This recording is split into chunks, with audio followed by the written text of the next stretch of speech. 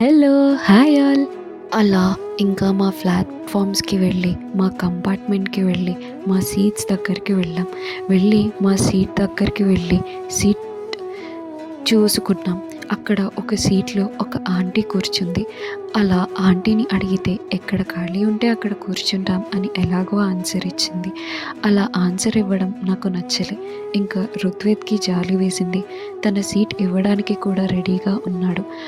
యాక్చువల్‌గా తను జనరల్‌లో జర్నీ చేయడం, తను పడిన ఇబ్బందుల వల్ల ఆమెకి సీట్ ఇవ్వాలని అనుకున్నాడు. అలా సీట్స్ స్వాప్ చేసుకున్న వేరే వాళ్ళతో. ఓన్లీ ఒక్క సీట్ మాత్రమే వేరే దగ్గర ఉంది. మిగిలిన 6 సీట్స్ ఒక దగ్గరే ఉంటే మేము అందరం ఒక దగ్గర ఉన్నాం. రుత్విక్ మిగిలిన సెపరేట్ సీట్ దగ్గర ఉన్నాడు. మేము అంతా ఇంకా వేరే డిస్కషన్ పెట్టకుండా అలసిపోయి ఉన్నాం కాబట్టి వెంటనే నిద్రపోయాం.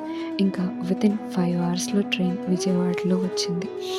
అసలు అలారం పెట్టుకొని నిద్ర లేద్దాం అని అనుకున్నాం నేను, వర్ష. కానీ నిద్ర లేచేటప్పుడు అస్సలు లేవబుద్ధి అవ్వలే కానీ లేచాం. ఇంకా నాన్నకి కాల్ చేశాం. ఆ తరువాత ఏం జరిగిందో తెలుసుకోవాలంటే నెక్స్ట్ పార్ట్ కోసం వేచి ఉండండి.